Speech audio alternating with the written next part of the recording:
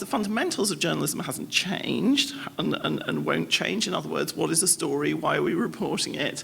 Can we contextualize it? Can we get this information to the right people? Well, that isn't changing.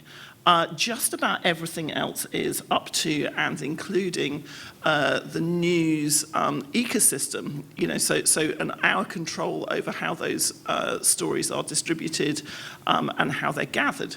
And at the heart of that is the mobile phone. When we think about 9/11 and how well documented it was visually, we realized that there were no shots. There were no shots taken from cameras because camera phones didn't ship until 2002. And now it's just an expectation that almost whenever anything happens anywhere in the world, it will be captured. It will be captured by citizens, it will be captured by witnesses, it may be captured but is unlikely to be captured by journalists, at first hand. And this is sort of, this is an incredible moment because it is somebody streaming everything, including body parts, including things that the person streaming couldn't readily identify themselves. And when you think about the layers that, as journalists, we've put round publication, the thought about, what we should or shouldn't put into the public domain, this has gone ahead. This has gone ahead of us. We now have this choice, which is: do we integrate into this world? Do we help it kind of understand some of our kind of concerns? Is that really a choice? No, I don't think it is. We have no choice. No, we have to, I think, embrace these platforms and technologies. So in a world where you can absolutely observe everything, what do you report and how do you report it is a critical question, really, for journalists. How do we make sense of that world? And of course, when you think about your daily lives, this makes complete sense, which is that screen time is, exploding. So the amount of time that we can now spend connected to a screen is almost double what it was, and that's only kind of 7 years ago. And that's, I think, something where we think we're very binary. Journalists are binary. They think end of desktop and websites, beginning of mobile. It's not the case. These things are about parallel innovations, and of course, Google actually do have the data. So they looked at, if you like, sort of the use of apps, and on smartphones, 63% of, probably more than that now, percent of adults in America have smartphones, and that's an app world.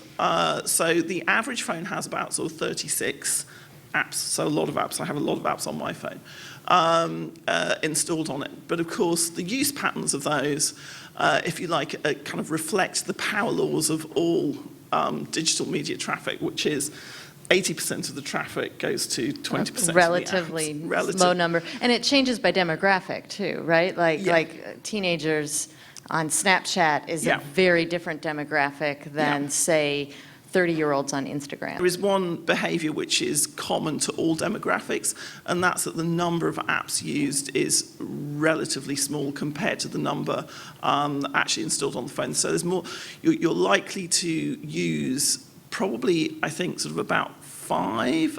Again, there was some research on this, which Forrester produced, saying there are about 5 apps that people use very heavily. And so if you're not in that, if you like, sort of top tier, and your news app is sitting on somebody's phone, they're not going to see you, unless, of course, we'll get to this, you're in somebody else's app. Right, and so a lot of people are spending time mostly on social, and so then on gaming apps. So this was just, again, sort of Google surveyed, what they asked people of everyone with smartphones, what percent, you'll notice that those numbers don't add up to 100, because the question was, which apps by typology do you access at least once a day? And by far and away, the greatest number is 68% in social and communication. And then media and entertainment related, which is actually sort of 33%, is relatively small. And news is a really tiny number of that. There are other studies as well that say sort of news, weather, sport is about sort of 3% of the time that people will spend on their mobiles. But it's not all bad news, because when people think about where am I spending my time, social, Facebook, Twitter, etc., is something they tend to think of as a category. Increasingly, people are identifying that also as a news source. So we can't necessarily say, well, there's one type of app which is media, and there's one type of app which is social, and those two are separate, because actually kind of, when we're thinking about media distribution now, we're increasingly thinking about the social platforms. When Americans adults were asked what percentage of you get your news from these platforms, there were 17% said that they use Twitter, and 41% said that they get news on Facebook. That's not 41% of Facebook users, that's 41% of the adult population of America. That will have gone up, I think, since these numbers were gathered. That's a fairly startling number. It's not their sole source of news, but for 41% of adults in America to be identifying Facebook as a source of news is something that we have to take extremely close notice of. Because if you can imagine a world where that number was attached to a single media outlet, there would surely be questions asked about plurality and access to market and what have you. But we're in a different world where those things haven't, regulation hasn't really caught up with what we're seeing in terms of behavior. Well, and we're in the United States, where regulation of media is relatively low and not even possible in some cases, and certainly not preferable in most cases. Well, you say that, but then there's been a big speech this year by the president on net neutrality, and it's fine if everyone can get, it's absolutely sort of vital that everyone gets access to the internet on an equal footing. But what if everybody can't get access to the Facebook app on an equal footing? That feels like a ridiculous proposition, but it isn't when you interrogate it. If this re-intermediation of the open web, which is what we're seeing, and it's largely being led by mobile opportunities, if that really happens, then the ability of media organizations to access those key conduits to their audiences is going to be crucial. And at the moment, there's no, nobody is under any kind of obligation to allow you as a news organization or as a journalist access to their publishing tools on their mobile apps. Everything changed when Snapchat launched Discover. At the end of January 2015. It was only at the end of January. This is only a few months ago. At that point, that was a real, again, that was a moment, because that's a point where a chat app was publishing articles, not kind of linking to them, but directly from publishers onto its own platform. And then almost immediately after that, we had Facebook saying, we're going to do that too, through instant articles. We have a partnership with 6 news organizations. That still sort of seems to be a game of poker, where you have the players around the table, but they're still holding their cards pretty tightly. We've had the New York Times saying that they will do 30 articles a day. We've had others who have said, well, we've experimented, but we don't know how much we're going to use it. Google has then weighed in with its digital news initiative, which was a gathering of publishers in Europe, where they've had most pressure on them to be regulated. So in a way, this was perhaps sort of wanting to be, what was interesting about that was that in the announcements, they said this is us becoming an active player in the news ecosystem. They actually said, this is us putting a flag in the ground. You could also observe that it was possibly also convenient from public relations point of view, given that the pressure they were under in America. But they are now spending through Google News Labs significant amounts of money on supporting initiatives in America as well.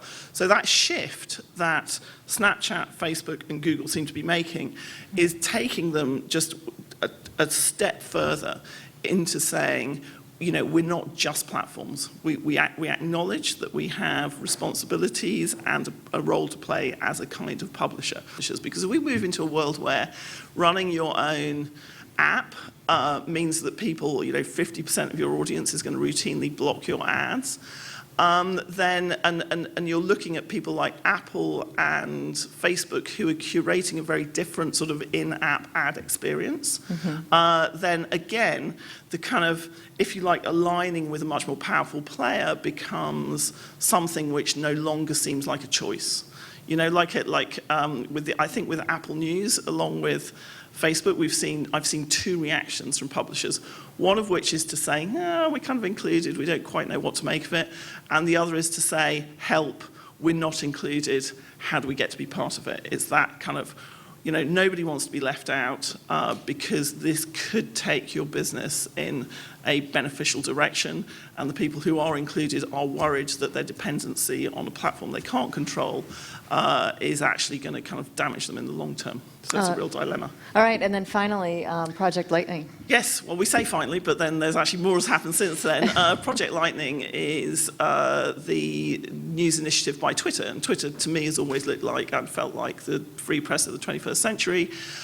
It is where news breaks. It's the social app that most journalists sort of use, and also our sources use it a lot. So you have politicians, you have sportsmen, you have celebrities, you have it feels as though it should be a great platform for breaking and curating news. But Twitter's always been slightly worried about having that label put on it because, as we can say in this room, kind of being part of the free press doesn't necessarily make you popular with Wall Street. But Project Lightning is now Twitter saying, well, we will again be putting a group of editors and curators. Incidentally, all of these have editorial jobs attached to them. They might be called curators, but they're all hiring journalists and looking to hire journalists in one way or another to help run these initiatives.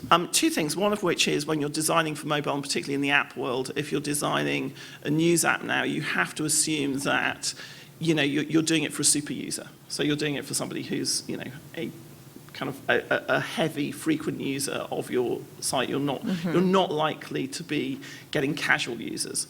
Those are much more likely to come through social apps. But the big choice for everybody in journalism is not even a choice, as you say. The big worry for everybody in journalism is that we are shifting into a world which is being largely dictated by 2 or 3 big search and platform companies. And journalism has a voice in that, but it has a minority voice in that.